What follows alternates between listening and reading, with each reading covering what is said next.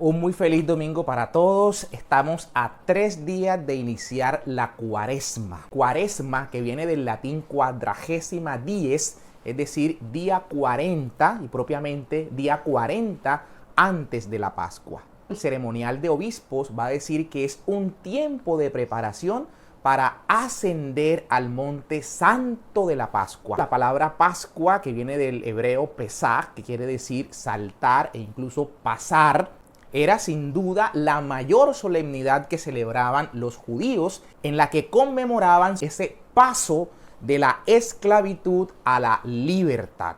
Dios Todopoderoso los había sacado de la esclavitud de Egipto, los había hecho pasar el Mar Rojo y los había llevado a la alianza en el Sinaí y de hecho camino a la tierra prometida. Pues bien, en esa gran celebración de los judíos tenía un punto central el sacrificio del Cordero Pascual, la comida de la carne de ese Cordero de Pascua, y se recordaba que con la sangre de aquel Cordero se habían rociado los dinteles por donde el ángel del Señor pasó de largo por los hogares judíos para el exterminio de los primogénitos egipcios. También la sangre era recordada porque con ella Moisés selló aquella alianza en el Sinaí. Pero todo esto sería sombra de la Pascua definitiva. Cristo el Señor, el Cordero de Dios, como dice el apóstol San Pablo, Cristo, nuestro Cordero Pascual, ha sido inmolado. Y ahora esta solemnidad de la Pascua adquiere en Jesucristo su plenitud. Los cristianos pasamos de la esclavitud del pecado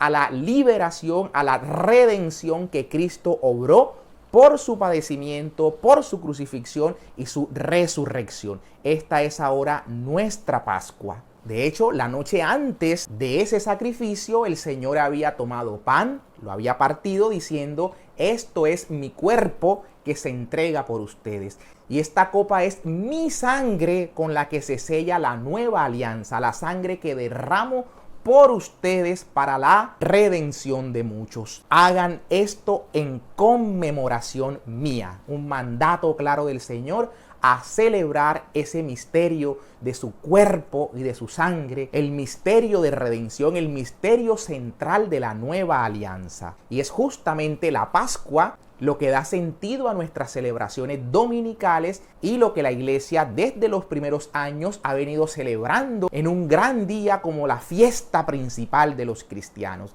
Jesucristo muerto y resucitado para la redención del mundo. Pues bien, es tan importante esta solemnidad de la Pascua cristiana que la Iglesia ha querido dedicar un tiempo para prepararnos a la celebración de esa gran fiesta pascual. Y es que en efecto su origen como tiempo de preparación viene desde cuando la Iglesia se preparaba con un ayuno de 2 días, el viernes y el sábado, antes del domingo de Pascua. Tiempo después, la Iglesia amplía esta preparación a 1 semana. Y luego, en algunas regiones, sobre todo de Oriente y en especial en Egipto, se propone una preparación de 6 semanas. Así se sabe que ya por los años 350 a 380, en Roma y en todo Occidente se encontraba instituida, se preparaba la Iglesia 40 días para la celebración del misterio pascual del Señor. De hecho, el inicio de la Cuaresma era un domingo, 40 días antes del domingo pascual.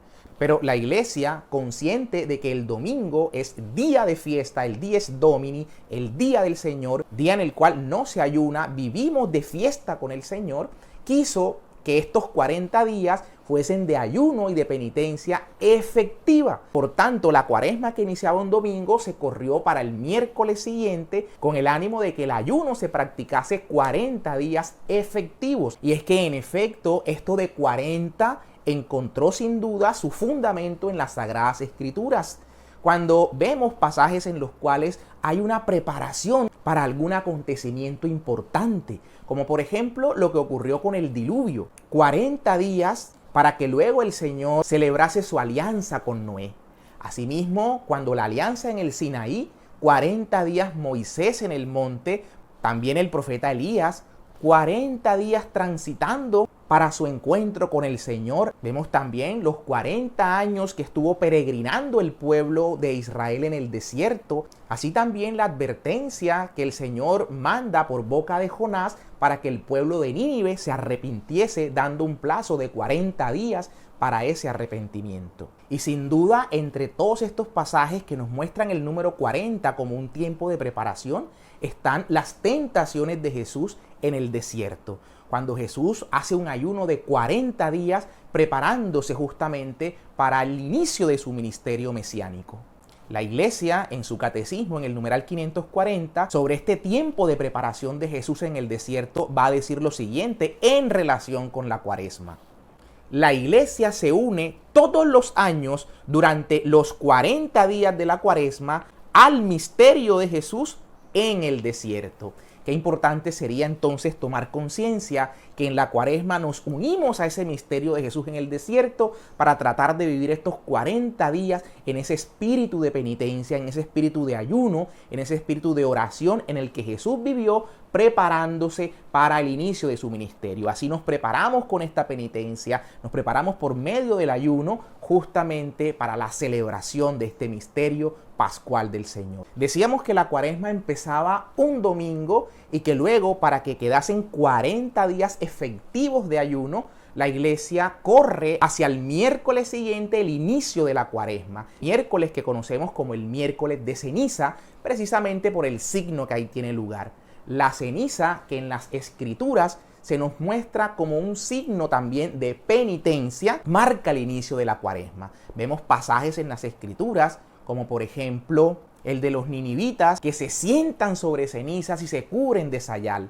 Vemos el pasaje de Judith, que antes de acabar con Holofernes también echa cenizas sobre su cabeza en señal de penitencia. Y de hecho vale aquí decir que con ocasión del coronavirus, este miércoles, la Congregación para el Culto Divino y la Disciplina de los Sacramentos ha variado la forma en la que será impuesta la ceniza, y precisamente para que el sacerdote no toque al fiel, por esto del coronavirus, se va a esparcir ceniza sobre la cabeza que debe inclinar cada fiel, justamente como se nos narra en el pasaje de Judith. El Concilio Vaticano II, en la Constitución Sacrosanctum Concilium, va a enfatizar en dos aspectos centrales de la Cuaresma.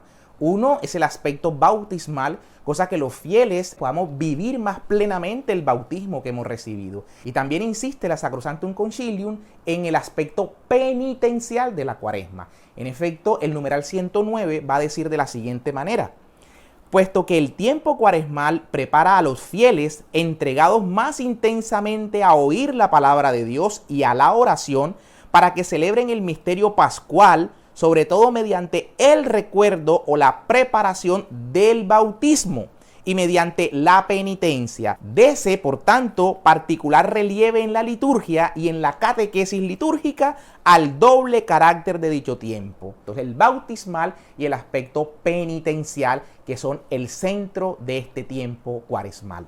Y es que este tiempo cuaresmal va a estar dividido, digámosle así, en tres etapas. La primera de ellas comprendida por los 2 primeros domingos, en los cuales el Evangelio va a poner su centro, primero en las tentaciones del Señor y el segundo en la transfiguración del Señor. Recordemos precisamente que en el pasaje de la transfiguración el Señor anunciaba su padecimiento, pero previamente lo cubría esta gloria que se reflejaba en ese pasaje de la transfiguración, como para darle ánimo a los apóstoles que de ese padecimiento sobrevendría luego la glorificación del Señor. Y esto es lo que pasa en la Cuaresma. Vivimos este tiempo de penitencia, pero también entendiendo que vamos a participar de esta gloria pascual a la que nos aproximamos. En los 3 domingos siguientes vamos a encontrar una especie de catequesis bautismal con los signos precisamente del bautismo.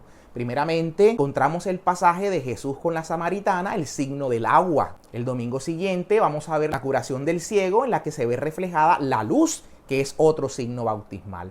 Y posteriormente, el tercer domingo, vamos a encontrar el pasaje de la resurrección de Lázaro, en el cual se demarca la vida como el signo central también del bautismo, por el cual nacemos a la vida nueva, como le decía el Señor a Nicodemo. El que no nace de nuevo del agua y del Espíritu no podrá ver el reino de los cielos. Estos pasajes que he narrado son pasajes que están en el ciclo A, pero que se sugieren como comunes a los 3 ciclos del calendario. Y el domingo siguiente será el domingo de la Pasión, el llamado Domingo de Ramos, donde inauguramos la Semana Santa. Y justamente en la víspera del jueves acaba allí la Cuaresma, porque vamos a iniciar ya el Triduo Pascual con la misa vespertina de la Cena del Señor, el viernes de la Pasión y el sábado, que es un sábado, digámosle, de silencio, el sábado de la sepultura del Señor, el sábado en el que con María estamos anhelantes en la gran vigilia pascual luego para celebrar la noche santa de la resurrección del Señor. Y así el gran domingo de resurrección de nuestro Señor, con el cual damos inicio a la Pascua y al tiempo pascual que se va a extender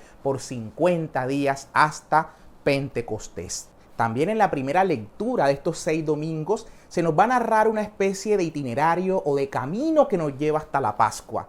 Toda la historia de la salvación la vamos a ir pasando hasta llegar al misterio pascual de nuestro Señor Jesucristo. En efecto, vamos a ver el primer domingo un pasaje de la creación, el segundo domingo un pasaje de Abraham, el tercer domingo veremos a Moisés y la historia del Éxodo, el cuarto domingo David como rey, el quinto domingo los profetas que anuncian justamente al Mesías y a su obra redentora. Y el sexto domingo vamos a ver al profeta Isaías que nos narra ese pasaje del siervo de Yahvé, del siervo doliente. Pasaje que precisamente funge como una especie de prefiguración del padecimiento de Cristo nuestro Señor como el siervo de Yahvé. Y el siervo de Yahvé por el cual se obra la redención del mundo. Y por último, las características ambientales, celebrativas, a encontrar, por ejemplo, que el color litúrgico va a ser el color morado, color que justamente significa preparación, penitencia. Vamos a ver una liturgia austera, no flores en el templo. Los cantos nos introducen en ese ambiente penitencial.